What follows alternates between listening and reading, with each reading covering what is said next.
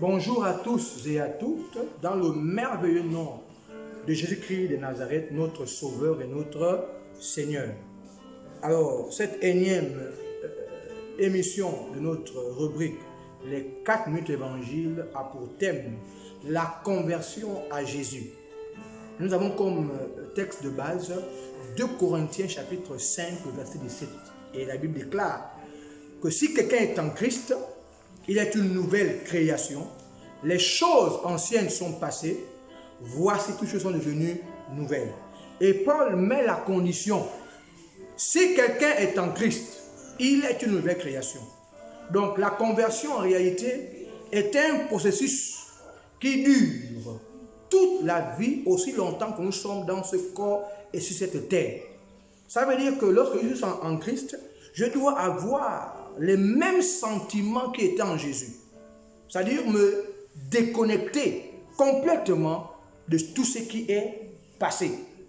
Le mensonge, la tromperie, la duplicité, le mauvais cœur, le congossa. Tous ces mots qui constituent pour nous dans la société des formes d'agression verbale ou physique doivent être mis de côté par celui qui vient à Jésus. Donc la conversion à Jésus ne signifie pas simplement que je suis à l'église, j'écoute la parole et c'est tout. Non, il faut une transformation de l'homme intérieur pour que la face cachée de Christ soit révélée par ce que je fais, ce que je dis et ce que j'accomplis comme œuvre sur la terre. Et la condition aussi veut dire qu'en réalité, si je ne suis pas en Christ, c'est normal qu'on retrouve les mêmes sentiments qui étaient dans le monde. Dans le monde, j'étais querelleur. Dans le monde, j'étais très injurieux. Aujourd'hui, je ne peux plus demeurer comme ça parce que je suis maintenant en Christ.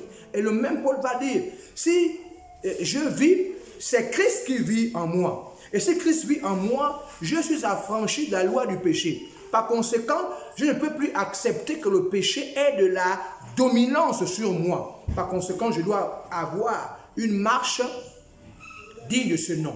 Et le christianisme qui renvoie à la conversion à Jésus n'est pas une religion, mais un mode ou encore un style de vie basé sur les saintes écritures, sur l'obéissance à la parole de Dieu, laquelle me demande de mettre loin de moi tout ce qui est faux, tout ce qui est trompeur, tout ce qui est mensonge.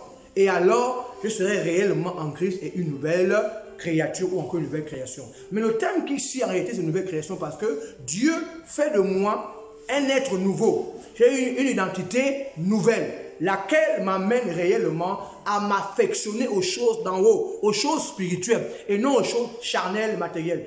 Le christianisme ne repose pas sur l'opulence seulement, sur réussir à l'école. Même les païens qui n'ont pas Jésus réussissent, se marient, font des choses extraordinaires. Mais l'Église, par l'entremise de Jésus-Christ, doit être le modèle.